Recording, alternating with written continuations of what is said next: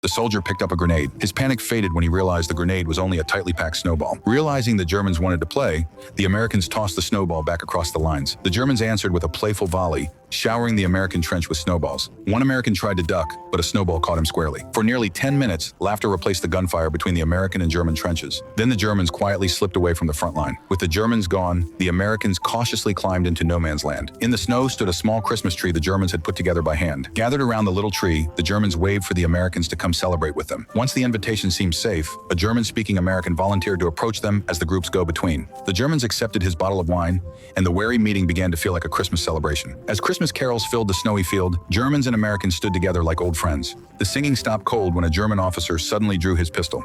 Rifles snapped up around him, but the German officer calmly held the pistol out as a Christmas present. Still suspicious, the American stepped back and left the pistol in the officer's hand. Instead of taking the pistol, the American eased the tension by offering the officer one of his own grenades. The German hung the grenade from a branch, drawing smiles from soldiers on both sides. Before returning to their lines, the Germans built a snowman in the middle of no man's land. Curious about the Germans' parting gift, one American crossed the snow for a closer look. Reaching into the snowman, he pulled out a folded map hidden in its frozen body. A bold cross on the map pointed the Americans toward a specific place. After studying the map, the captain decided the Germans' peaceful gesture was worth trusting. The marked spot was the Germans' way of asking for a face-to-face meeting. Choosing to trust the invitation, the captain led his men through the snow to the spot marked on the map. As the Americans approached, German figures came into view beside the rendezvous point. At the meeting, the German officer admitted that his country could not hold out much longer. Most of the German unit had lost the will to keep pulling the trigger. They asked the Americans to take them prisoner and end their war before Christmas claimed any more lives. If they surrendered with ammunition left, their families could face punishment.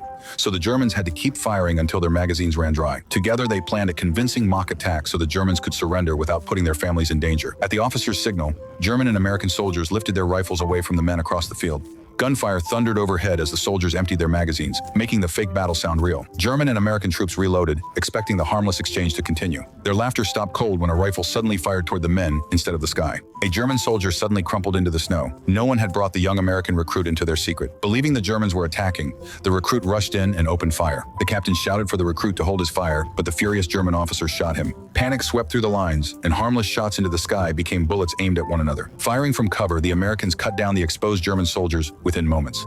Instead of reuniting with their families, the Germans lay dead in the Christmas snow. Nearby, the American captain collapsed into the snow, bleeding heavily from the German officer's bullet. With his last breath, the captain made the soldier promise that the recruit would never learn what his mistake had caused. After hearing the captain's dying wish, the surviving Americans agreed to keep the recruit's mistake secret. With the truth hidden, the recruit stood before his commander and received a hero's praise.